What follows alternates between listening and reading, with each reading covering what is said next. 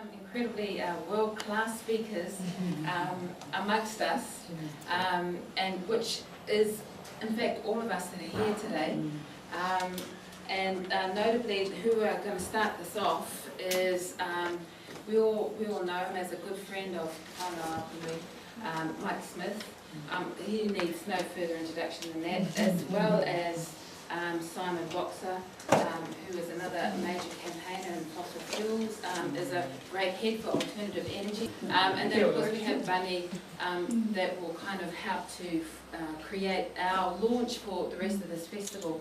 We also have some great people that have travelled from long distances, regional speakers from Taranaki, from up north, from Ngāti Kahungunu, our own people that are home-based here, from Te Arawa, that will all kind of add their input after we've been sparked and inspired by some of the words that will be spoken this morning. So kia ora tātou, and with no further ado, I'd like to welcome Mike Smith. Yeah, so it's my job to set the scene this morning and to talk about basically just an overview of climate change. And I know, looking around the room, there's some pretty knowledgeable people that are pretty much up with the plate. But my interest and my involvement in this issue dates back to 1982, and I was sent across to Brazil to there was an Earth Summit that was held in Rio de Janeiro in 1982. And there was a gathering of the world leaders at that time. God knows why I was invited. But there was a gathering of world leaders to consider, some of the information and the data that was starting to surface about a couple of things. One of them was greenhouse gases, climate change. The other one was the world population, and that the population of the world is just exponentially growing.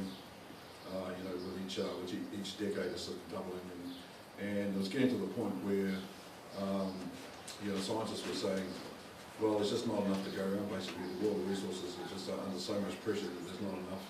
We're going to need 2 extra planets to sustain the consumption that we're currently consuming, particularly in the Western consumer world, where you can wander down the city streets and there's shops dedicated to little purple fluffy things that you stick on your fridge, and the type of energy, the resources that's used up to produce a whole lot of stuff, which is really quite unnecessary to sustain human life.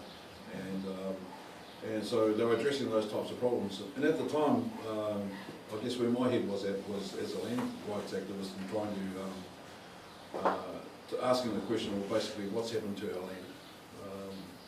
Having returned back up north to back in the 1970s, early 1970s, we decided that living in the city wasn't the best place to bring up our kids. We decided to move back to our papakainga and to sort of investigate alternative ways of living in society, as opposed to what the mainstream was doing back in the early 70s. We got back up home to find that all our land had disappeared, and so we then had to ask the question, well, what's happened to our whenua, which kind of opened up the whole issue of land alienation, the theft through confiscation, or through either Māori Land Court or for other mechanisms and things. That there was no land base of any significance to start developing this alternative vision that we were looking at that time. And so as a result of that, the whole issue about what we heard about in Brazil about climate change and population sort of went on the back burner. And then, so after a kind of decade or so of campaigning on those land rights issues, I was living back in a little township that my father's from, called Kyle, which is on the east coast, north of the Bay of Islands. And Al Gore had just released his groundbreaking documentary called Inconvenient Truth, and many people here have seen that movie, I suppose most of you have. And in it they talked about the catastrophic effect of climate change and how that was going to impact upon the world. And where I live in Whangaroa, it's a small settlement, it's a coastal settlement. Most of our hapu, we've got 14 hapu who live around the coastline, much the same as here. All the villages are set down on the fertile river flats and alongside the fresh water, the creeks, and in close proximity to the ocean. So they're all basically at sea level. So when we started hearing about some of the effects of climate change, I did a quick assessment and realised, well, every single one of our villages is under threat from coastal erosion, from storm surges, and eventually over time from sea level rise.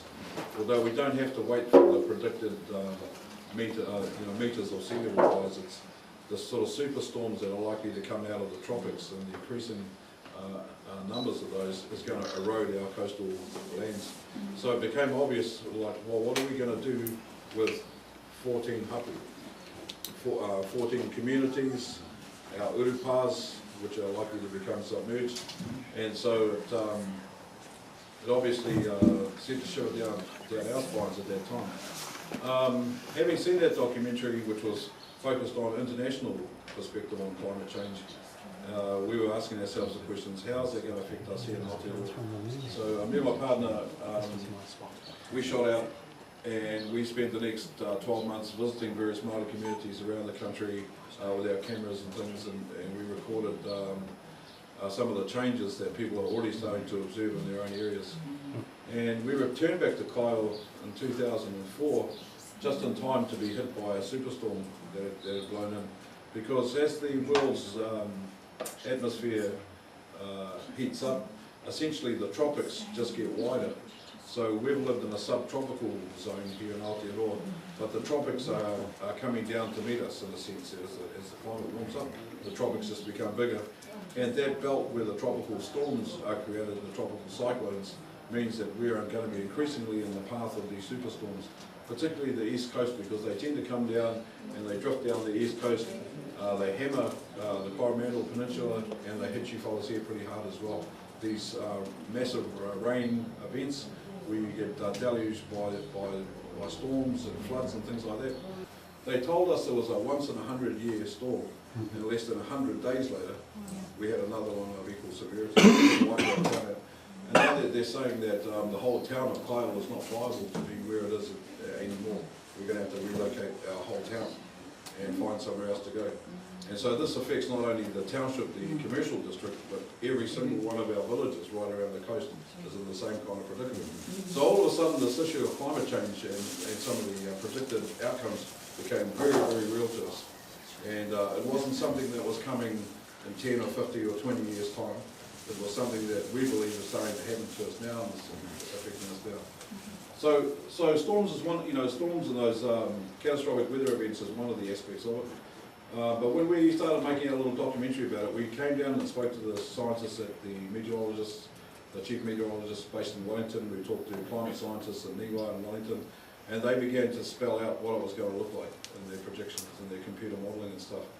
And they told us that the whole east coast from Northland down around here through the bay, right down to the Tairāwhiti, Kahungunu area, and right down to Canterbury is going to be a red zone. They've got maps where they've got colour-coded what the coastline looks like and where the hottest area is going to be. And it's going to be this whole east coast area here. It's going to cause all kinds of problems for horticulture, like the kiwi fruit industry. The kiwi fruit needs a frost to reset its biological clock.